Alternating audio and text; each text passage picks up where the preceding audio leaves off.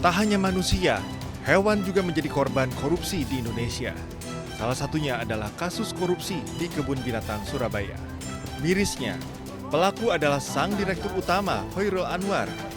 Praktik korupsi di Kebun Binatang ini berlangsung sejak 2013 hingga 2024. Kerugian negara akibat praktik korupsi selama 8 tahun ini mencapai 10,2 miliar rupiah. Tak hanya Khairul, Kejati Jatim menduga tersangka lebih dari 1 orang. Kejati Jatim pun buka suara terkait alasan pengungkapan kasus yang memakan waktu cukup lama.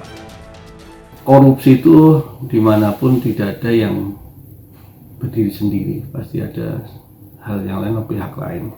Jadi perkara ini masih terus kami dalami oleh penyidik. Pengumpulan alat bukti tentunya terus dilakukan untuk menjunjung tinggi asas praduga tak bersalah. Selanjutnya mengenai kemungkinan adanya keterlibatan dari pihak lain, tentu kami masih menunggu fakta dari hasil penyelidikan tim. Yang dalam ini kalau ditemukan adanya cukup bukti, maka tentu kami lakukan pengembangan. Korupsi dana operasional KBS berhasil terungkap usai adanya laporan dari masyarakat pada tahun lalu. Dari hasil penyelidikan sementara, korupsi diduga dilakukan mulai dari biaya pakan satwa hingga anggaran sarana dan prasarana. Kejati pun menegaskan akan menindak siapapun yang terlibat sesuai dengan hukum yang berlaku. Tim Liputan iNews melaporkan.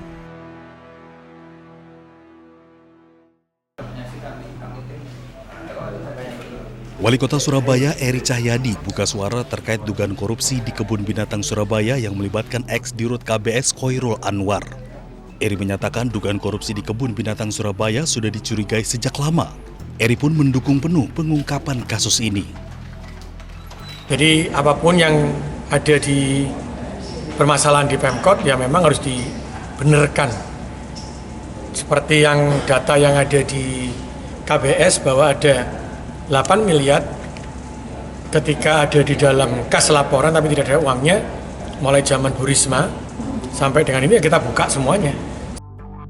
Kasus korupsi dan operasional KBS berhasil terungkap usai adanya laporan dari masyarakat pada tahun 2025 lalu. Dari hasil penyelidikan sementara, korupsi diduga dilakukan mulai dari biaya pakan satwa hingga anggaran sarana dan prasarana. Kini setelah kasus korupsi terbuka, Kebun Binatang Surabaya pun terus berbenah. Anggaran dipantau seksama sehingga hewan yang ada di dalamnya hidup dengan layak. Sementara kondisi satwa dipastikan stabil dan sehat dengan skor kondisi fisik ideal rata-rata 3 hingga 3,5 dari skala 5. Dari Surabaya, Jawa Timur, Hari Tambayong, iNews melaporkan.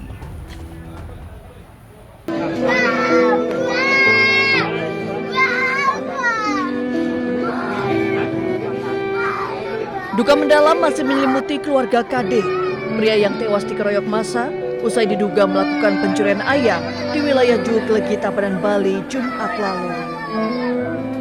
Mirisnya keluarga korban mengaku awalnya tidak mengetahui korban meninggal akibat pengeroyokan. Keluarga korban baru mengetahui fakta bahwa korban meninggal setelah dikeroyok massa setelah rekaman kejadian viral di media sosial. Karena saya kirain ya matinya mati biasa gitu. Artinya dari pihak kepolisian tidak menjelaskan langsung kalau ini korban meninggal karena dikeroyok? Tidak. Nyampe dari rumah itu udah lagi seharinya itu baru kelihatan di medsos adanya muslim itu. Kaget tadinya saya. Awalnya saya menandatangani perdamaian, akhirnya istri almarhum tidak terima dia. Ini itu ya. Kondisi. Ya karena kelihatan kondisinya suaminya itu ya, seperti itu. Kasus menyayat hati ini viral dan mengundang gelombang simpati masyarakat. Sejak Senin pagi, bantuan dari berbagai pihak terus berdatangan di rumah duka KD di Desa Sidatapa, Buleleng, Bali. Termasuk bantuan deposito, sembako, sepeda motor, dukungan pendidikan, dan lain sebagainya. Dari Buleleng, Bali, Indira Ari, iNews melaporkan.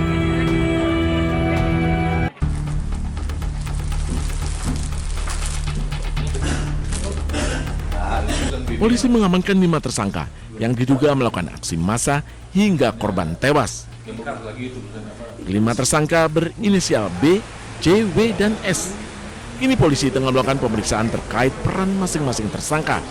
Sejumlah barang bukti diamankan, di antaranya potongan besi dan bambu yang digunakan pelaku menganiaya korban. Karena saat ini kami sudah mengamankan tersangka sebanyak 5 orang dewasa. Seluruhnya adalah berjenis kelamin laki-laki atau pria. Dan juga ada beberapa barang bukti yang sudah kita amankan.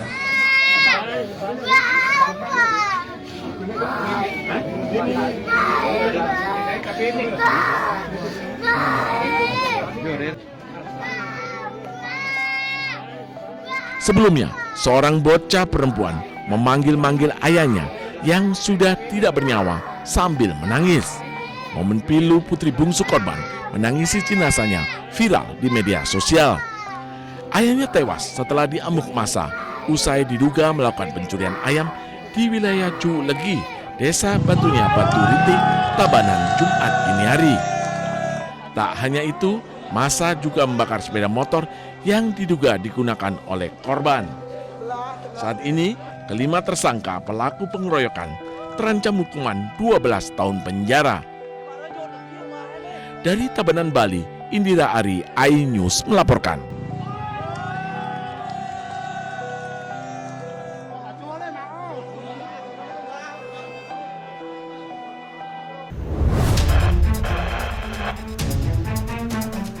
Aksi heroik petugas jalur lintas kereta api di pos nomor 105 Desa Masangan, Kecamatan Bangil, Kabupaten Pasuruan, Jawa Timur terekam kamera pengawas. Muhammad Sofi Bahtiar, petugas berusia 24 tahun ini berhasil menggagalkan upaya orang tak dikenal saat hendak menabrakkan diri ke kereta api. Peristiwa tersebut terjadi pada Minggu jam 19.46 saat kereta api Sangkurinang jurusan Ketapang, Banyuwangi, Bandung hendak melintas. Kasih tahu orangnya, Pak, ada kereta api mau melintas gitu. Orangnya itu cuma noleh gini, terus bilang tidak gitu. Sambil tangannya itu gini ke kereta api. Saya refleks langsung kaget, langsung saya loncatin itu, saya inggirin. Waktu itu spontan sama Mas ya, untuk Spontan. mereka ini ya. Itu keretanya udah lepas 107 itu, udah dekat, sekitar 500 meteran lah. Menurut informasi warga sekitar, korban mengalami gangguan mental. Untuk mengantisipasi kejadian agar tak terulang, korban dibawa ke RSJ Lawang, Kabupaten Malang untuk mendapatkan perawatan. Dari Pasuruan, Jawa Timur, Jaka Samudra, iNews melaporkan.